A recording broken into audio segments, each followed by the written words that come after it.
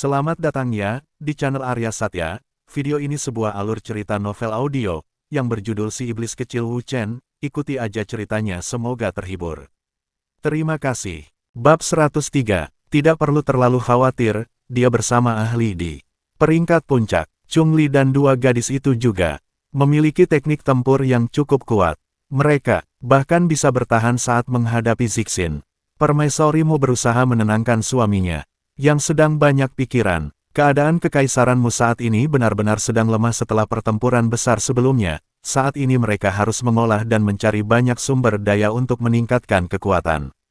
Untuk sementara waktu, Mu Ang hanya bisa pasrah. Sumber daya dari kristal monster tingkat 8 dan 9 sudah tidak bersisa setelah dimanfaatkan oleh Chung Li dan yang lain.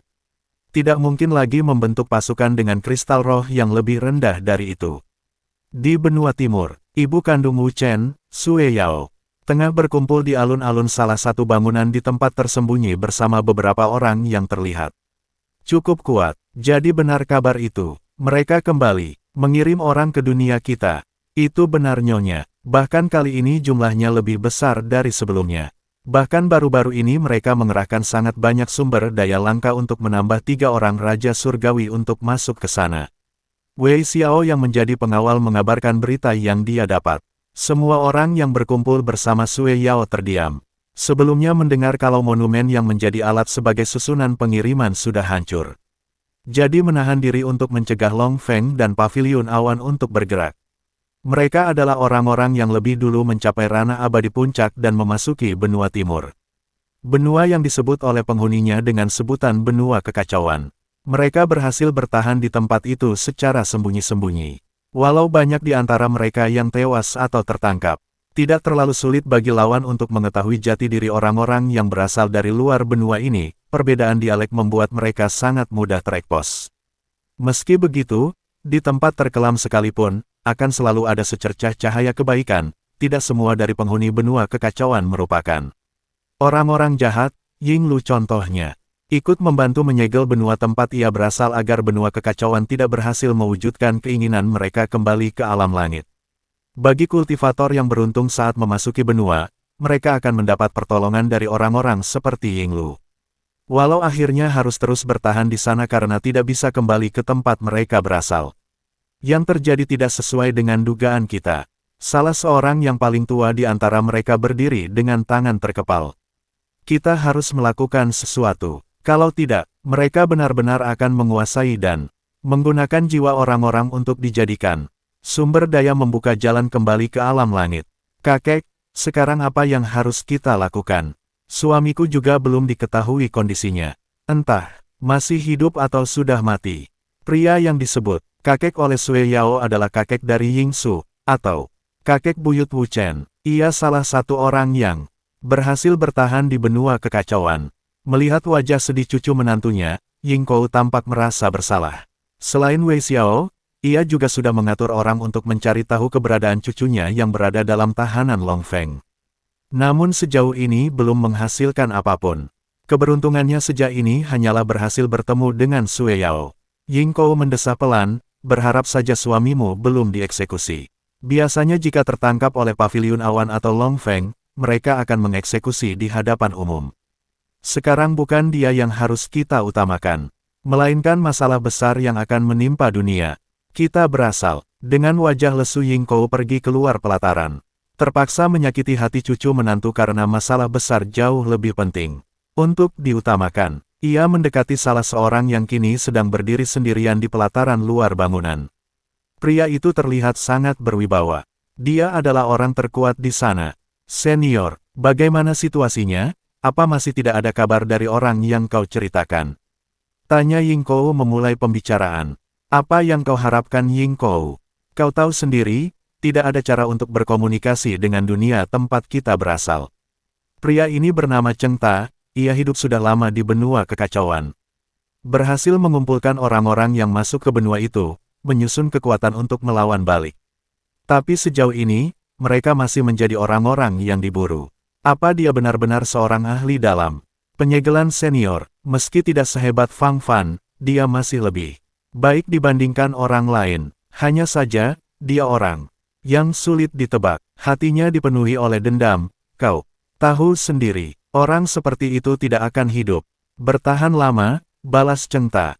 Pria tua itu melanjutkan perkataannya, orang yang menempuh jalan kematian tidak terlalu bisa dipercaya. Tujuan hidupnya hanya satu, memenuhi keinginan untuk membalas dendam. Orang seperti ini tidak menganggap nyawanya sendiri berharga. Asalkan tujuannya tercapai, tidak akan peduli pada apapun. Jangan terlalu berharap. Fokuslah pada apa yang bisa kita lakukan di sini. Cheng Ta mengakhiri perkataannya. Kami masih belum menemukan kerangka dari ahli ranah dewa. Ini aneh, bukankah dulu seharusnya banyak ahli dewa di benua ini? Tapi hampir tidak pernah didengar ada yang menemukan makam mereka setelah pertempuran besar dan benua kekacauan diturunkan ke dunia kita. Tanpa itu, kita tidak akan bisa membuat jalan untuk kembali. Menghela napas singkat, Ying Kou dengan wajah penyesalan berharap bisa melindungi sendiri benua tengah. Ah, andai saja cucuku membawa token kaisar kemari, anak bodoh itu malah mempercayakannya pada seorang pelayan, alih-alih menyerahkan pada adiknya. Mungkin dia punya pertimbangan sendiri, balas Cheng Ta seraya menepuk pundak Ying Kou. Tidak ada yang tahu di mana makam leluhur-leluhur itu. Bahkan Long Feng sendiri hanya mendapatkan satu kerangka untuk dijadikan bahan untuk membuat alat untuk artefak perpindahan antar dimensi. Ying Kou terlihat tidak terlalu bersemangat saat memikirkan tindakan yang harus mereka lakukan selanjutnya. Huff, apa kita juga harus melakukan hal terela seperti itu? Membongkar makam dan mengambil tulang belulang master-master terdahulu hanya untuk membuat jalan kembali. Ying Kou menatap Cheng Ta, pria ini selalu terlihat tenang. Padahal situasi di empat benua sedang tidak baik-baik saja.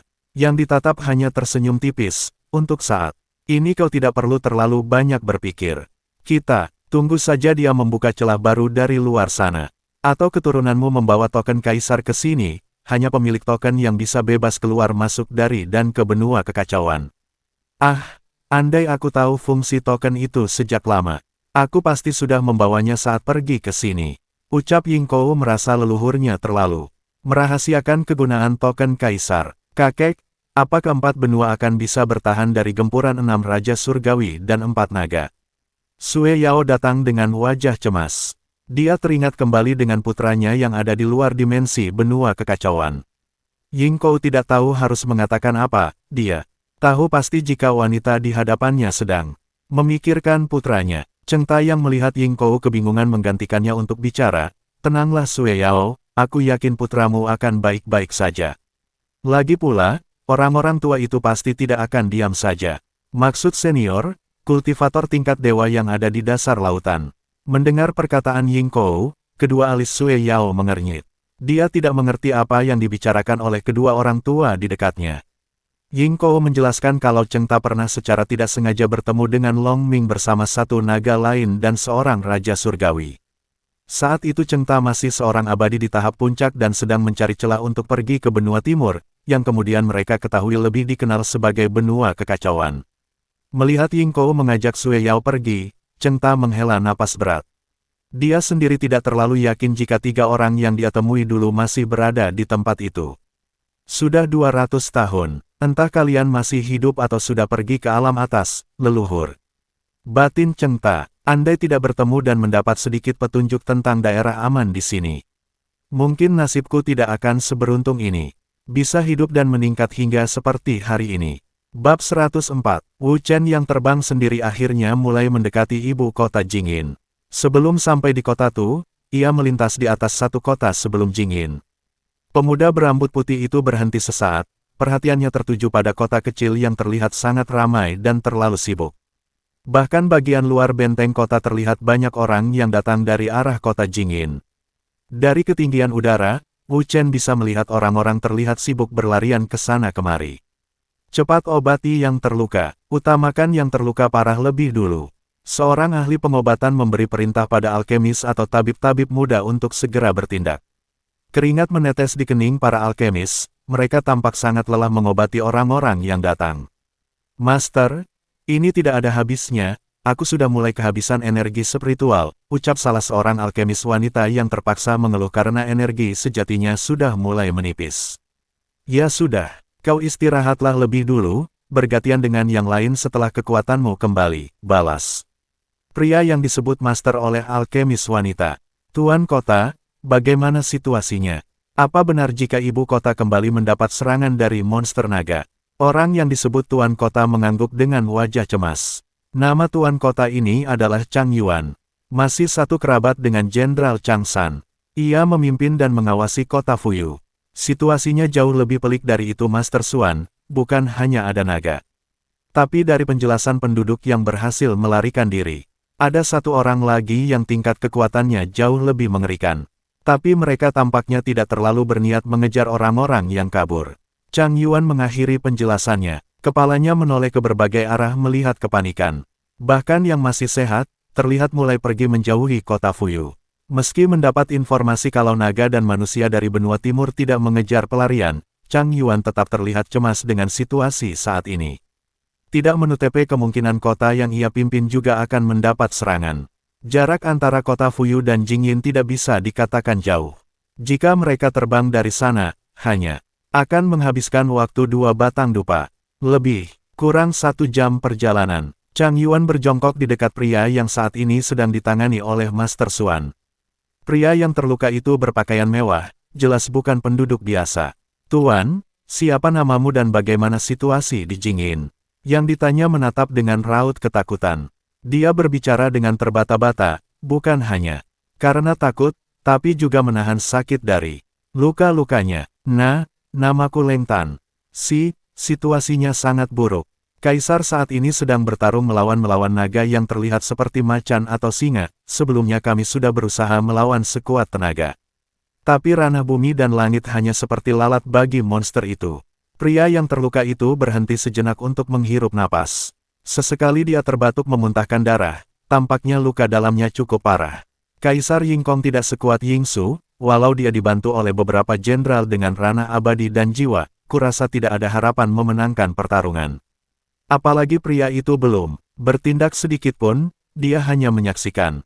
Semenjak awal penyerangan, ungsikan semua penduduk dari kota ini. Mereka tidak akan berhenti sampai menemukan token. Kaisar, ucap Leng Tan seraya mencoba bangkit dan mencengkram pundak Chang Yuan, lalu jatuh. Pingsan karena luka-lukanya memang terlihat cukup parah. Setelah Leng Tan tidak sadarkan diri, keributan terdengar dari arah luar benteng. Para penjaga kota juga mulai berhamburan keluar dengan senjata sudah dalam genggaman. Chang Yuan juga segera pergi untuk melihat apa yang tengah terjadi. Apa yang terjadi komandan? Yang ditanya tampak ragu-ragu, ada laporan dari pengintai kalau 20 orang pasukan istana mengarah ke sini. Mereka adalah sisa-sisa kepala pasukan iblis yang berhasil melarikan diri dari perang di kekaisaranmu. Lalu, kenapa kau terlihat sangat gugup? Mereka ada di pihak kita bukan? Hanya satu pengintai yang berhasil kembali, Tuan. 2 orang lainnya dibunuh oleh mereka. Alis Chang Yuan terangkat saat mendengar berita dari kepala penjaga kota. Saat ini tidak banyak orang kuat di kota Fuyun. Karena semua masih orang kuat berada di Jingyin atau berada di pihak Pangeran Yingchen. Jika sisa-sisa pasukan iblis memang bertujuan buruk, akan cukup sulit menghadapi mereka, orang-orang kuat yang datang dari Jin, semuanya hampir dalam keadaan sekarat. Masalahnya bukan orang yang berada di dalam benteng kota, 10 orang pasukan iblis tidak akan cukup kuat untuk menghancurkan arai penghalang yang melindungi kota. Tapi yang berada di luar benteng, mereka tanpa perlindungan sama sekali, serta dalam kondisi fisik dan mental yang sedang hancur. Tanpa banyak berpikir lebih, Chang Yuan membawa penjaga terkuat yang ada saat ini, dan juga beberapa orang dari ibu kota yang masih bisa bertarung. Mereka berdiri berjejer menunggu kedatangan rombongan pasukan iblis. Wu Chen yang masih memperhatikan mulai menyadari jika kota ini hanyalah kota perantara sebelum memasuki ibu kota. Jingyin, dari kejauhan dia melihat sekumpulan manusia aneh mendekati kota. Melihat penjaga kota menghadang laju mereka, menarik perhatian Wu Chen. Awalnya hendak beranjak pergi, terpaksa mengurungkan niatnya. Ini pertama kali baginya melihat sekumpulan pasukan yang sama seperti Cheng Jun, menggunakan tubuh monster untuk meningkatkan kekuatan. Di perang sebelumnya dia tidak terlalu memperhatikan, tapi cukup mendengar sepak terjang mereka. Setelahnya, mereka sepertinya berpangkat cukup tinggi, rata-rata kekuatan monster dari kristal roh di tubuh mereka adalah monster tingkat 7, batin Wu Chen setelah merasakan kekuatan pasukan iblis. Jika terjadi bentrokan, sepertinya kan sulit bagi penjaga kota untuk bertahan. Wu Chen sebenarnya tidak terlalu peduli. Jika saja tidak berhubungan dengan nasib penduduk yang tengah terluka di bawah sana. Tapi, dia berpikir ini sesuatu yang baik untuk memperkenalkan diri. Selama ini dari cerita Chang San yang dia dengar, namanya benar-benar sudah tercemar sangat kotor oleh isu buruk yang disebar oleh Ying Kong.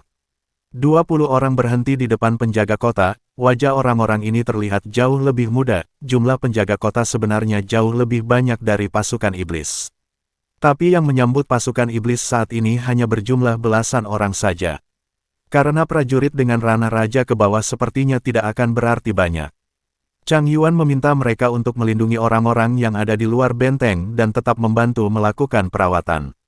Salah seorang dari pasukan iblis maju ke depan, mereka menatap mereka dengan wajah yang terlihat rumit dan ragu-ragu, namun akhirnya berbicara, kalian diperintahkan untuk tidak meninggalkan kota, perintahkan semua orang yang pergi untuk kembali.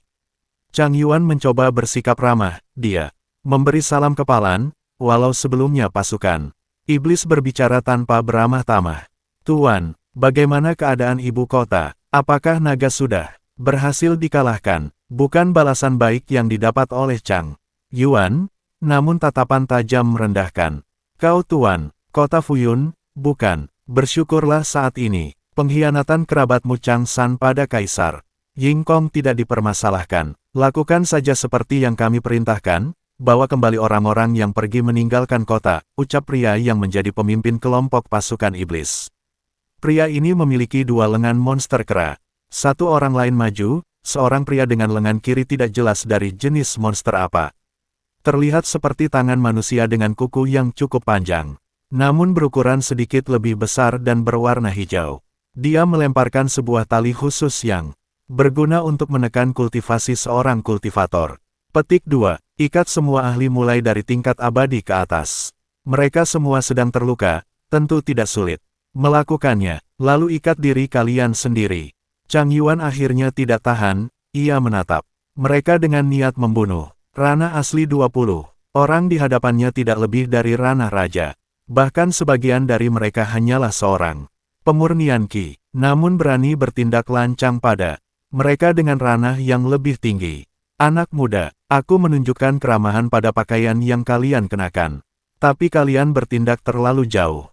Kaisar Ying Kong tidak mungkin ingin menambah lebih banyak musuh saat ini, katakan pada siapa kalian mengabdi. Hanya dengan melihat perubahan raut wajah ke-20 orang itu, Chang Yuan langsung tahu jika pertanyaan yang dia ajukan tepat sasaran, pasukan iblis tidak lagi berada dalam kendali istana. Melihat mereka sudah berada pada tahap akan memulai pertarungan, Wu Chen langsung mengarahkan tubuhnya condong ke bawah. Lalu, menukik dengan sangat cepat. Boom! Dentuman membuat kedua belah pihak melompat mundur. Mereka dikejutkan dengan kemunculan Wu Chen mendarat secara mendadak. Apa kalian mengetahui tingkat kekuatan orang ini? Bisik Chang Yuan pada yang lain. Dia tidak ingin bertindak gegabah. Biasanya seseorang yang tidak dapat dibaca kekuatannya, artinya dia lebih kuat darinya. Aku bahkan tidak merasakan keberadaannya sebelum dia muncul, balas komandan penjaga, dia mulai terlihat cemas. Karena dari sayap di punggung orang yang membelangi mereka, ia menduga jika orang berambut serta berpakaian putih di depannya adalah bagian dari pasukan iblis. Namun berbeda dengan Chang Yuan, dia menoleh pada orang-orang yang kabur dari ibu kota. Mendapati wajah ketakutan yang sama dengan wajah pasukan iblis. Tuan, kau mengenal orang ini? Yang ditanya meneguk liur seolah sesuatu sedang mengganjal kerongkongannya. Dia, kalian mengenalku bukan? Ucap Wu Chen mengintimidasi 20 orang yang berdiri ketakutan melihatnya. Keringat dingin mulai membasahi kening mereka. Kesombongan mereka sebelumnya raib begitu saja. Pangeran Ying Chen, kenapa kau ada di sini? Ucap pemimpin kelompok dengan suara berat. 2 orang abadi tahap puncak bahkan tidak mampu mengalahkannya. Bagaimana mungkin mereka akan berani? Apalagi mereka sudah merasakan sendiri aura kekuatan Wu Chen saat berada di peperangan kota Haifeng. Di sisi lain, Chang Yuan terkejut mendengar mereka menyebut nama Pangeran Ying Chen. Dia menoleh pada orang yang tadi dia tanya. Orang itu memberi anggukan, bukan tanpa alasan pria itu ketakutan. Dia salah satu dari pasukan yang berpihak pada Yingkong. Dia, manusia naga, ucapnya lirih, memberitahukan pada yang lain. Terima kasih, dan nantikan bab berikutnya esok hari. Salam bahagia dan selamat beraktivitas.